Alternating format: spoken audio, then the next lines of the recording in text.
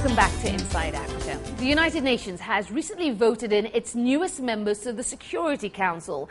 The new 5 out of 15 will serve for the next 2 years. Nigeria and Gabon received the 2 African seats, making this the 3rd time Gabon has served on the Council and the 4th time for Nigeria. I spoke with Nigerian Foreign Minister Ojo Madueke about what he'd like to accomplish in the next 2 years and how it felt to be the one to bring this success to Nigeria.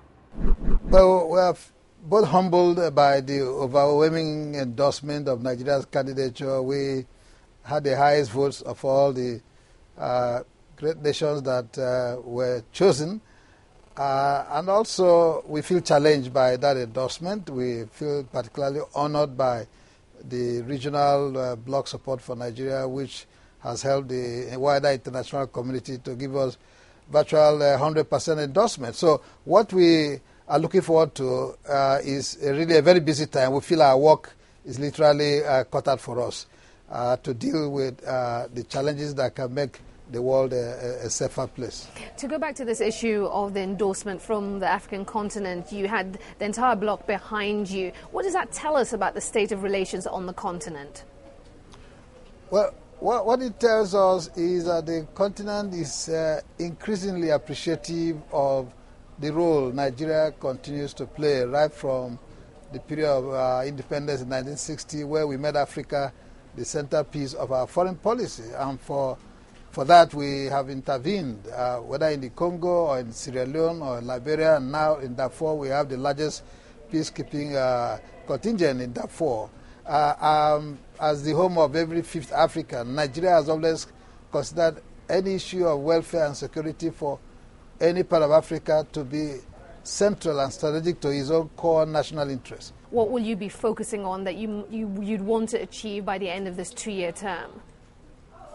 Well, we want to very meticulously push preventive diplomacy to ensure that flashpoints, as they emerge, that the Security Council will not wait to start putting out the fires after they have already started. We believe it's possible now, in terms of the experience of the international community, to see where the flashpoints are likely to occur, and through preventive diplomacy, mobilize international goodwill and resources to put out those fires before they emerge. And that really is quite big. It means you're going to deal with issues of injustice, lack of fairness, the issues of even electoral failures in countries that could be heading for a civil war because of inability to organize transitions. We're also dealing with the weakening of human capacity through pandemics. All these generally should make it possible to make the world a safer place through preventive diplomacy. Speaking of unfairness in the world, there are those that point to, as they see the unfairness in terms of the structure of the United Nations itself, and see they point to the fact that Africa does not have a permanent seat on the Security Council. Will that be something Nigeria will be advocating for, that kind of overhaul? Very strongly so, because as I said before, 70% of the issues at the UN are African issues, and there's the African proverb that you don't shave one's head in his absence.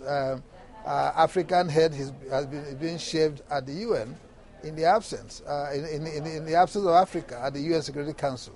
So even apart from moral, political reasons why Africa should be there are very strong pragmatic reasons why Africa should be in the UN Security Council permanent seat. It's a growing trend that's been quite rare until recently. After the break, we'll talk to the photographer who took these images and find out what has more couples choosing this type of wedding ceremony.